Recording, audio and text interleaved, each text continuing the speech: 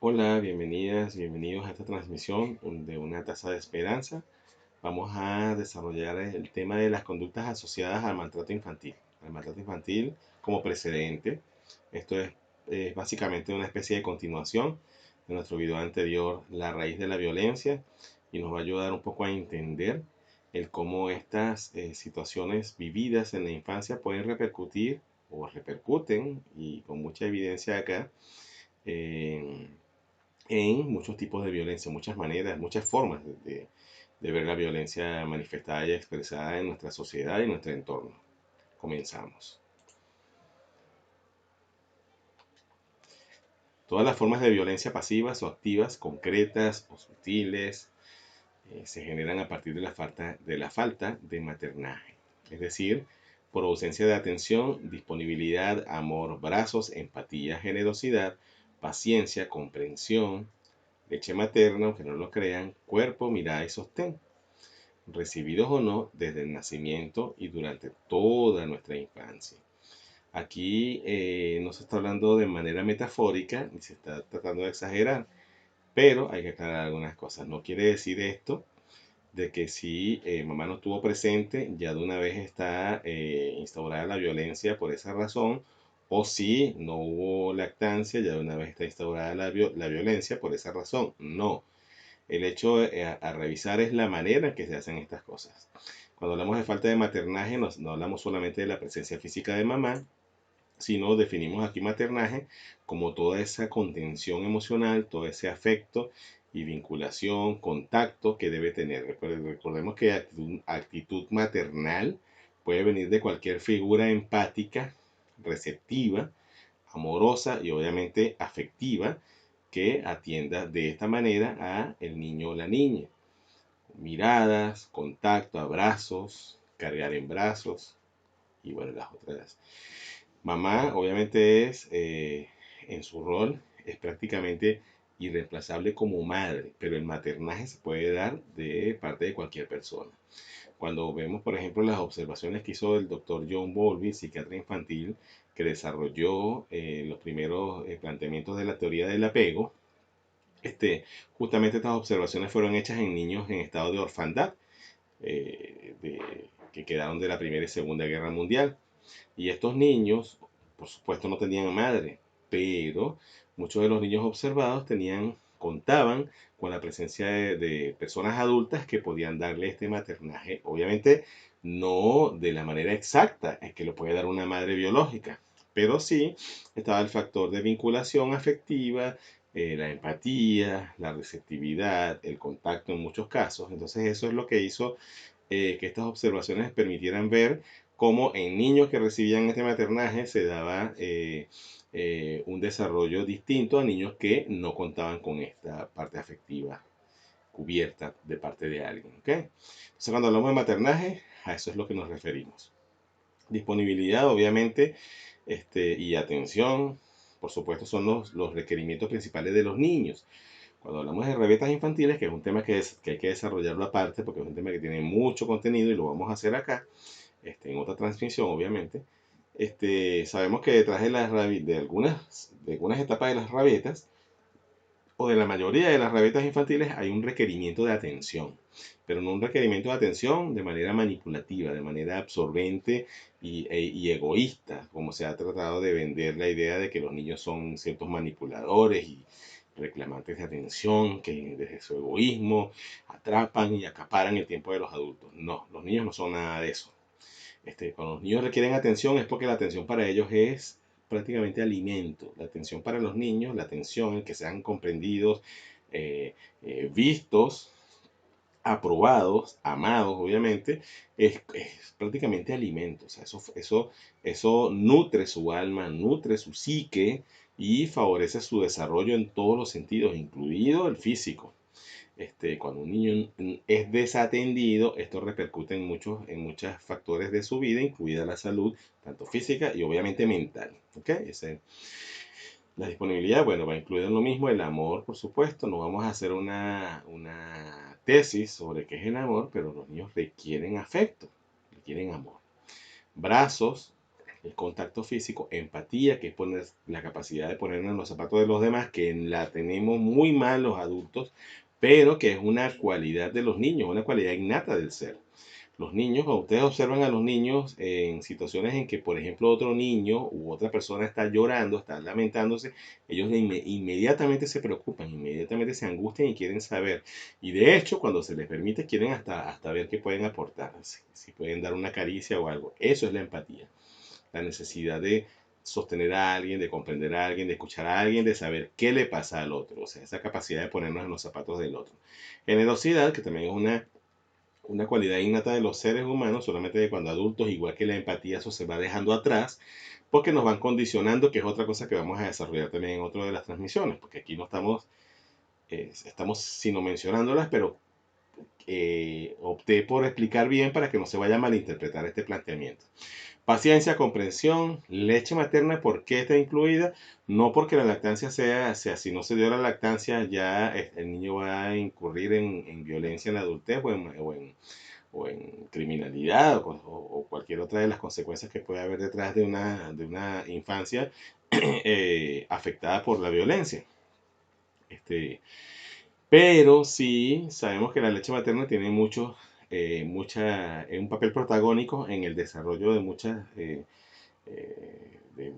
gran parte de la fisiología de los bebés, que se van desarrollando, incluido el desarrollo de las conexiones neuronales. Entonces esto es un factor, un punto a favor en cuanto a lo que estamos hablando anteriormente, la empatía, la generosidad, pero no estamos aquí satanizando a los niños, a las familias que de repente por alguna u otra razón deciden no amamantar. No, porque cuando no se amamanta se puede reemplazar de cierta manera, obviamente no igual, pero con la parte afectiva, con el contacto físico y con la contención, estas cosas también estas conexiones neuronales también se van dando de una manera plena. Entonces, digo reemplazar es porque lo terrible es que el niño no reciba ni lactancia ni afecto.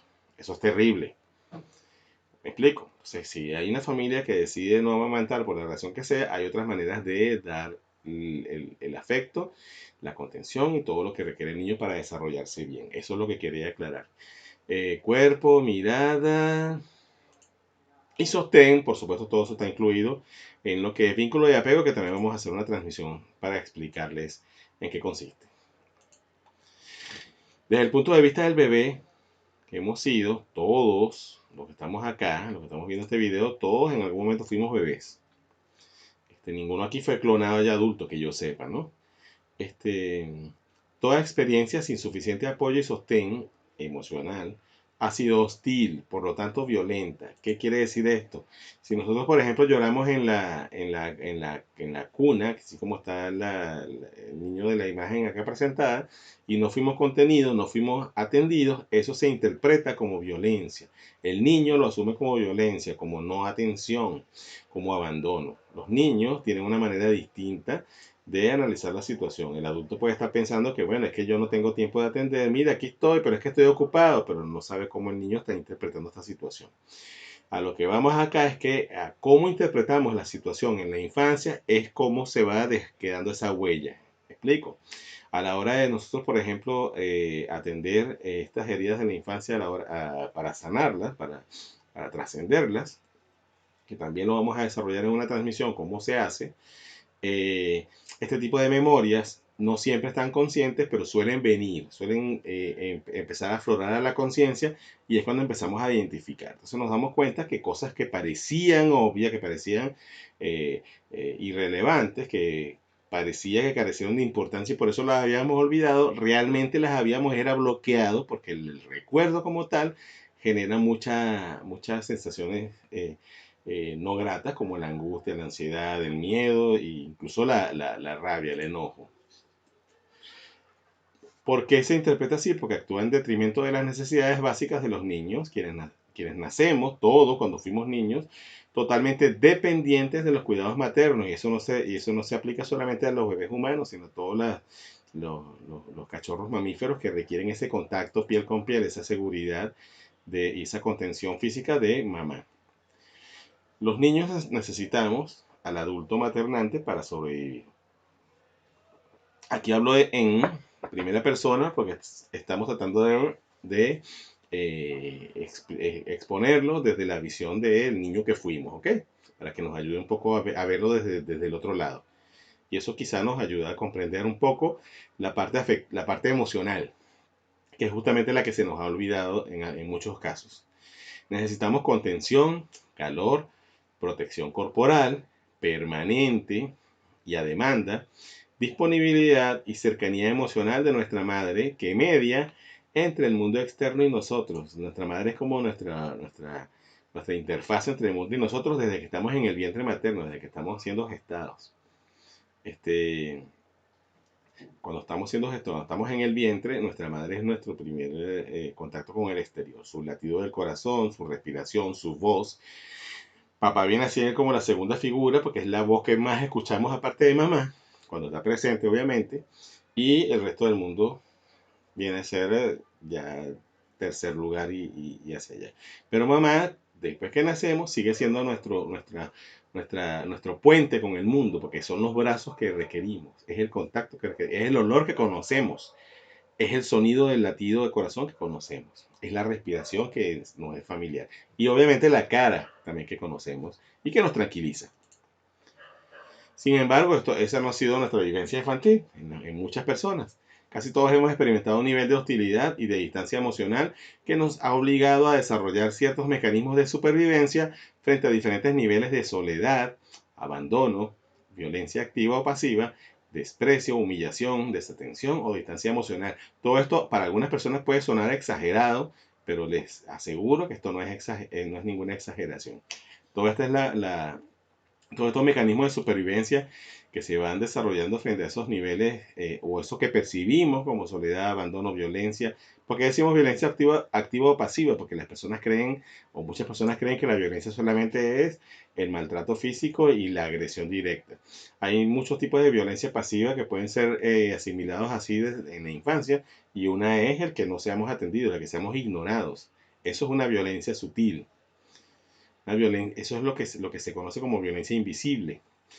La soledad y el abandono, los niños interpretan el tiempo distinto a los adultos, lo asimilan de una manera diferente. Y lo que para nosotros puede ser apenas 5 minutos y eso sería poco tiempo en teoría, para ellos puede ser parecerse a horas o a más. Eh, Desprecio, humillación, desatención o distancia emocional, eso no es una metáfora, no es una exageración, porque realmente muchas personas tienen estas reacciones hacia los bebés. Pero no es que sean malas personas, y me refiero a mamás, a veces papás también, y otros cuidadores. No es que estas personas sean malas, no es que esta sea una mala madre, un mal padre, una persona malvada. Obviamente podría haber casos, ¿no? Puede haber casos en que sí haya ciertas patologías y ciertos conflictos allí ya serios. Pero la mayoría de las veces es como una repetición del patrón. No pueden vincularse, les cuesta mucho vincularse porque no se vincularon con ellos. Es como si todo lo que está atrás, todo lo que está en mi historial, lo proyecto sin querer hacia acá. Entonces, por eso solemos, especialmente yo en la consulta suelo escuchar muchas cosas que normalmente las personas no dicen, porque obviamente en la consulta tienen que abrirse para que puedan ser ayudadas. Y muchas personas en la consulta confiesan de que sienten esta hostilidad con sus hijos. En estos momentos que estamos viviendo actualmente, en que estamos sometidos a esa permanente convivencia, a esa permanente interacción, y aparte en una situación difícil a nivel social, a nivel global, de aislamiento, más se ven este tipo de casos, de consultas, porque nos vemos sometidos a tanta cercanía que las sombras más escondidas empiezan a aflorar. Y estas sombras más escondidas, estas sombras que quiere decir ciertos patrones, ciertas memorias que están por allí, que aparentemente olvidadas, pero que eso no se desaparece, contienen esos sentimientos. Entonces, por eso es que es algo más fuerte que la persona. Entonces, el sentir esta especie de rechazo hacia los niños es como una manera, es como un revivir lo que sintieron cuando eran rechazados. Recordemos que es algo inconsciente, que es algo que no se hace, no se suele hacer siempre adrede, es más inconsciente, más automático, que recibimos en nuestra infancia. Entonces, por eso es importante conocer todo esto que hemos venido desarrollando desde el video de la raíz de la violencia. Los mecanismos de supervivencia serán análogos a la violencia recibida, directamente proporcionales en casi todos los casos. Aprenderemos a usarlos en cada circunstancia, cada ámbito, cada vínculo afectivo con el propósito de salvarnos, incluso si el otro, quien sea, termina herido. O sea, son mecanismos de defensa que se pueden traducir en repetir conductas de aislamiento, de no conexión emocional o hasta en conductas violentas. Y esto suele empezar a aflorar en muchos casos en la adolescencia y obviamente verse con mucha más naturalidad en la adultez y especialmente en las relaciones afectivas. Por eso, a eso vamos, es que vemos cómo esto influye en nuestras relaciones de pareja, en nuestra relación familiar. Esos mecanismos los aprendemos durante nuestra infancia, los aceitamos durante la adolescencia, que es donde empieza como a aflorar todo, y los desplegamos durante la adultez de modo inconsciente. ¿Okay? Es prácticamente un automatismo conductual. Que sean reacciones inconscientes o automáticas, es decir, que explotemos, castiguemos, humillemos, despreciemos o sometamos al otro o a la otra sin darnos cuenta, entre comillas, porque tampoco es que no hay responsabilidad, por supuesto que hay responsabilidad. Lo que hablamos es de que hay una repetición de patrones, que eso no exime de la responsabilidad a quien ejecuta la acción, especialmente si es violencia y maltrato. No nos quita responsabilidad a los adultos. Justamente nuestra obligación es comprender estos automatismos, comprenderlos, hacer conciencia siempre es el primer paso obligatorio indispensable para cualquier proceso de sanación. No se debe obviar ese paso.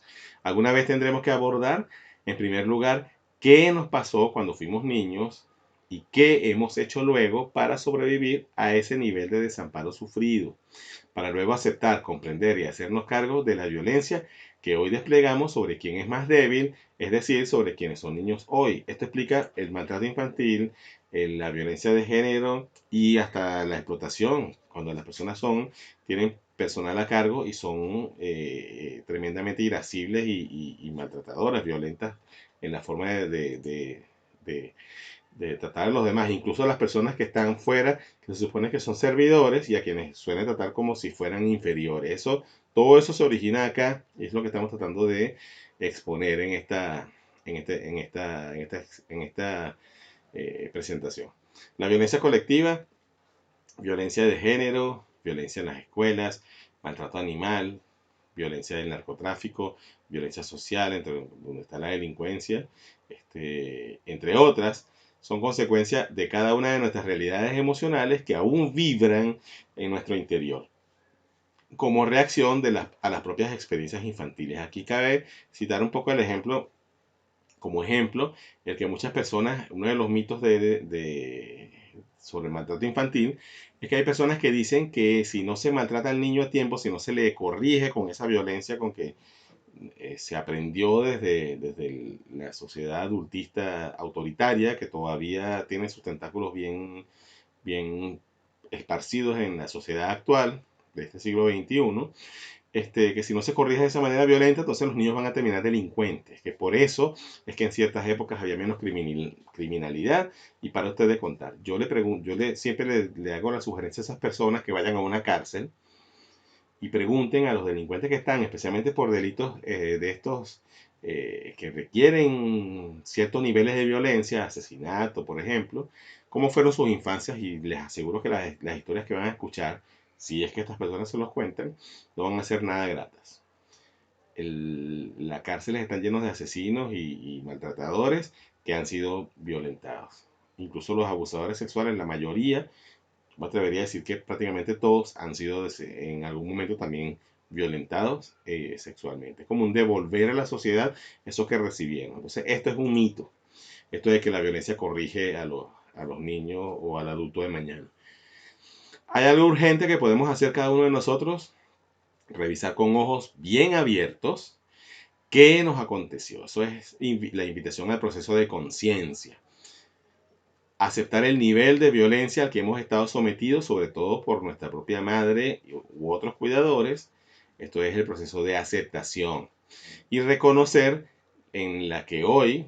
la manera, en la que hoy cada uno de nosotros ejercemos esa violencia sobre alguien más débil. Hay mucho para asumir antes de suponer que los violentos son los demás.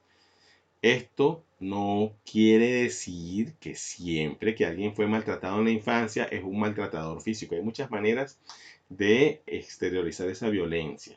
A veces es hacia otros de la manera literal en que se recibió, con violencia también. A veces también es hacia otros de otras maneras, con otro tipo de violencia.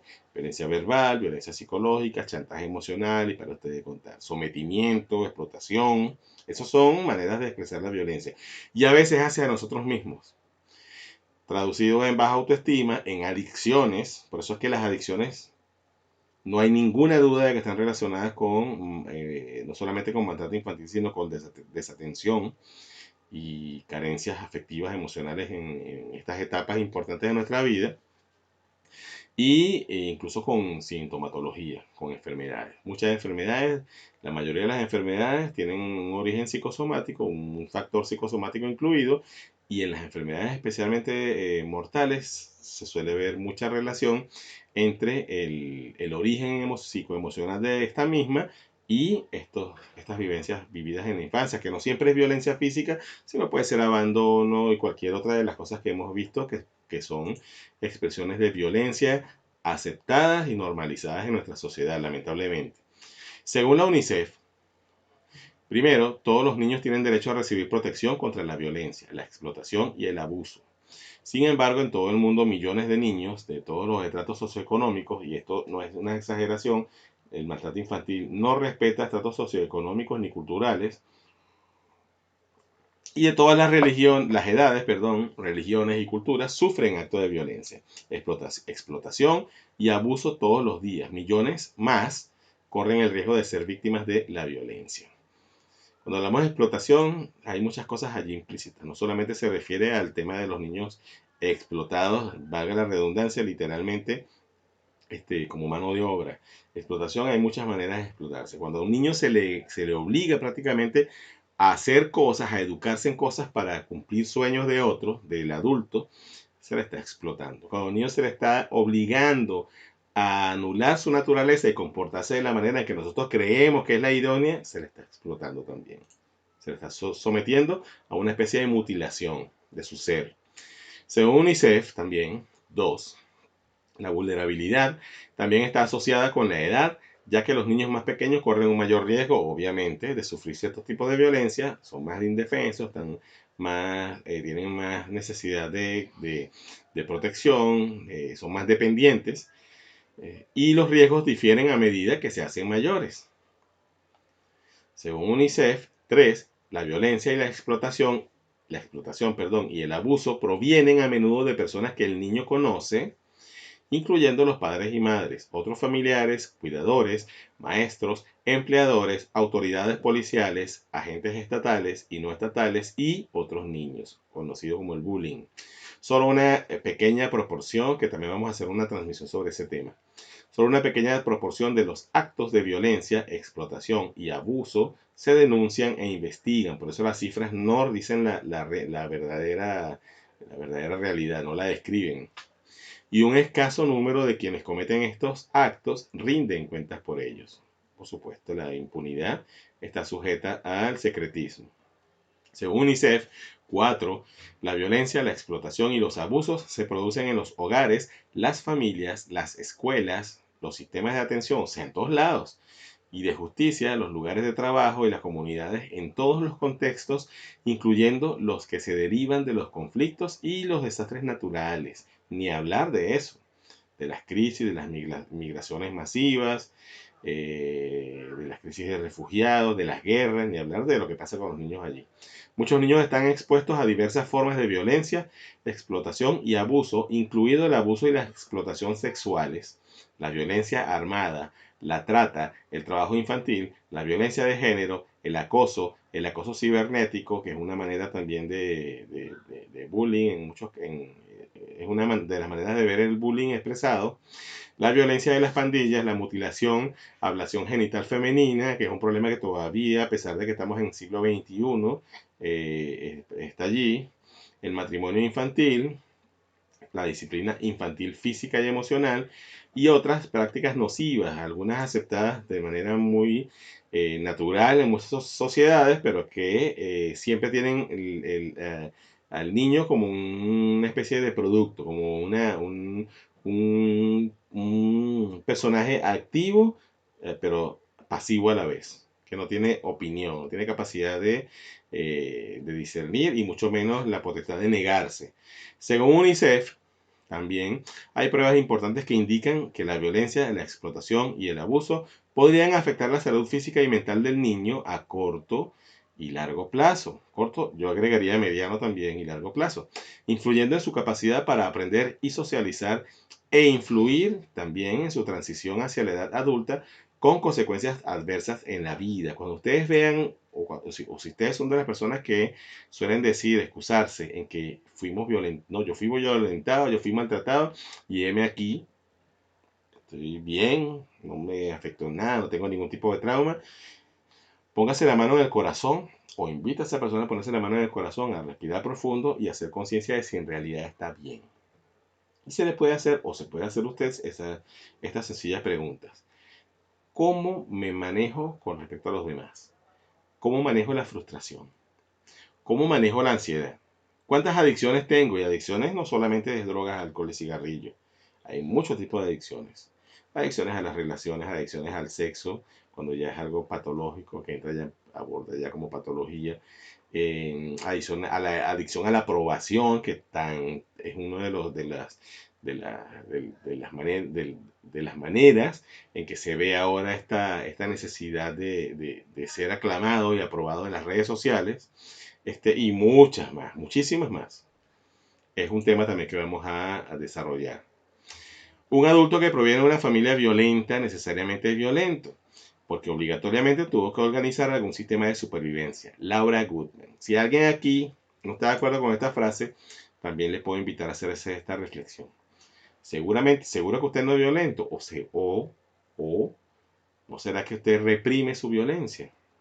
Cuando yo suelo leer las redes sociales, me doy cuenta de que mucha gente en las redes sociales tienen esta parte benéfica de que ayudan a liberar, ayudan a drenar. Lamentablemente no se drena de una manera sana, la gente suele ocultarse tras unos perfiles creados con cierta anulación de tu real personalidad para soltar todo ese veneno que suelen reprimir. Cuando vemos a estas personas que son muy negativas, muy venenosas por las redes sociales, generalmente nos conseguimos con personas que realmente son muy introvertidas. Entonces, esta es como una ventanita para drenar. Asimismo, vemos como algunas personas tienen la violencia instaurada de otras maneras, como explicábamos hace rato, se manifiesta, por ejemplo, en racismo, en clasismo, esos son tipos de violencia graves, pero que lo vemos mucho por allí.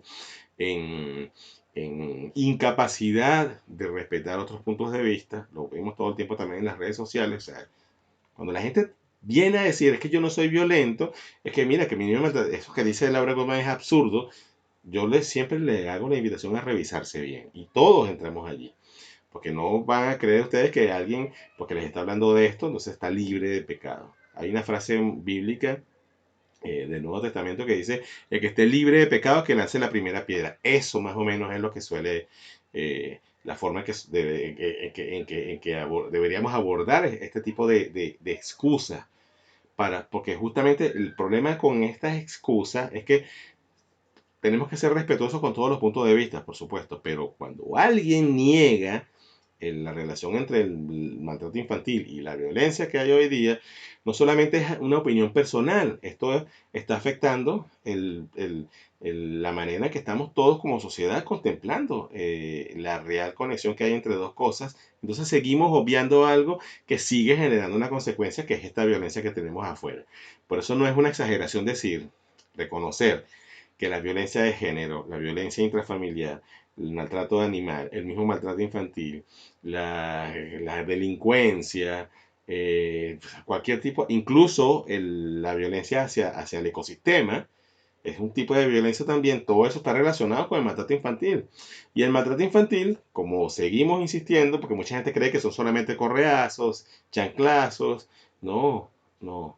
Es todo, es desatención, es falta de vinculación emocional y afectiva, es la negación a la manutención, eso es violencia también. Y cuando vemos estos casos de estos papás, que es uno de los casos que también me consultan mucho, estos papás que se niegan, bien sea porque no quieren ejercer su paternidad o se separan de su pareja y se niegan rotundamente a asumir la manutención y tienen que, ¿cómo es posible que tengan que ser obligados por una demanda legal? Pero ahora voy. ¿Ustedes creen que esos hombres son malas personas? No, son fruto de esto. Entonces aquí no estamos exagerando. Y el maltrato infantil es algo que no solamente no debería ser negociable, es algo que debería ser erradicado si de verdad queremos construir un mundo y una sociedad mejor. Porque no hay ninguna manera de construir una sociedad mejor mientras tengamos esto. La violencia obstétrica, por ejemplo, que lo vamos a explicar en otra presentación, cómo está absolutamente relacionada con el maltrato infantil y con la violencia recibida en la infancia. Absolutamente. El ginecólogo que violenta a una mujer en el quirófano y se pone como superior y da esas órdenes de manera despectiva y dice cosas terribles en muchos casos, es una persona violenta porque fue violentada. La enfermera que le dice a la mujer, cállate porque aquí si no te callas te amarro, eso no estoy exagerando, yo lo he visto pasar con estos ojos y ni le cuento la cantidad de consultas donde se me cuenta por nuestro rol de dulas, estamos muy conectados con la maternidad, con el parto. Bueno, entonces eso también esa mujer también fue violentada y tiene mucha violencia por dentro y ahí la exterioriza hacia alguien más débil en ese momento. En ese caso, como ella es la enfermera o él o ella es el médico, el otro está por debajo. Eso es lo que se llama la escalera de la violencia. Drenar hacia alguien que se supone que está debajo de nuestro nivel jerárquico que la sociedad nos da. Concluimos con este mensaje y quiero que se lo lleven como reflexión. Esta es una foto de Eva Daniela, que yo la adoro, una foto de mi hija. Como sociedad tenemos una enorme responsabilidad. Reacomodar nuestros sistemas de interacción ajustándolos al amor incondicional, al respeto en su máxima expresión, a la empatía como base fundamental de las relaciones humanas y a la abolición del adultismo y de cualquier otra forma de discriminación. Sabemos que no es fácil, pero sí que vale el esfuerzo. Cuando hablamos aquí de amor incondicional es justamente porque el amor que conocemos, no vamos a hacer una tesis del amor, pero el cariño que lo conocemos como algo condicionado. Te amo si te portas bien. Te amo o te quiero si sacas buenas calificaciones. Te quiero si te comes toda la comida. Eso es condicionar el amor. Eso es condicionar el afecto. El amor debe ser incondicional. Nuestros niños, si ustedes no lo creen, hagan la prueba con sus hijos de decirles a diario o cuando ustedes lo sientan necesario hacerlo, te amo y te acepto, hagas lo que hagas, estoy contigo, hagas lo que hagas. Eso hace un vínculo que no lo rompe nadie. Pero si el amor, si la atención, si la protección se da bajo condiciones, no hay una verdadera fuerza en esa vinculación y cualquier cosa puede resquebrajarlo, puede eh, interrumpir esa conexión afectiva. El respeto en su máxima expresión es porque el respeto se suele dar así en orden, de manera jerárquica. Yo estoy aquí arriba y usted que está abajo me respeta porque yo soy el papá y punto. Aquí me respeta porque yo soy la mamá y punto. Se calla. ¿Por qué? Porque soy la mamá y punto. Y no me interesa. Eso no es respeto. Respeto es yo te respeto para que me respetes. Es lineal y bidireccional. El respeto no se debe imponer, el respeto se debe enseñar a través del ejemplo. Para ser respetado, se debe respetar primero. En cualquier líder de cualquier organización que respete a sus subalternos, siempre va a tener el respeto de estos, porque lo van a ver como un real líder. El líder que tenga que estar aquí arriba, imponiéndose con el terror, imponiéndose con la amenaza, es temido, es seguido por temor, pero no es respetado. Y el día que desaparezca, más bien estas personas van a sentirse liberadas. En cambio, el líder que respeta y que es coherente, cuando desaparece, hace falta. Y cuando dice por allá es, todo el mundo confía en que por allá es, porque saben que esta persona es coherente. La paternidad y la maternidad es una manera de ejercer el liderazgo. La empatía, que es ponernos en en los zapatos de los demás, si fuera la base fundamental de las relaciones humanas, imagínense los presidentes de la República, de las repúblicas, siendo niños cuya empatía no fue alterada ni suplantada por la tiranía. Imagínense los políticos. ¿Cómo puede haber políticos corruptos si la empatía es lo que sostiene sus valores, sus principios? ¿Cómo puede haber delincuentes si la empatía es la base del ser y la base de la educación? ¿Cómo puede haber guerras?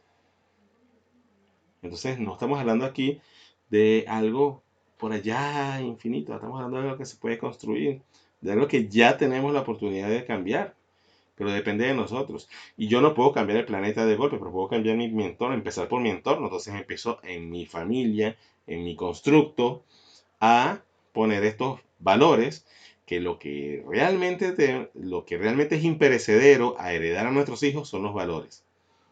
Y este debería ser el valor principal, la empatía y el respeto. El respeto real, así, bidireccional y total. Y obviamente abolir el adultismo, porque el adultismo es un tentáculo del patriarcado. El patriarcado justamente, las relaciones patriarcales son jerárquicas y siempre hay algo masculino, por eso se llama patriarcado, que domina y está sobre todo y tiene la potestad en todo, y por eso se le llama el Estado y para ustedes contar. Pues es otro tema que también podemos desarrollar luego. Y cualquier tipo de discriminación, todas las discriminaciones están sostenidas por sobre esos valores jerárquicos también e injustos y desequilibrados. Tenemos una sociedad muy desequilibrada.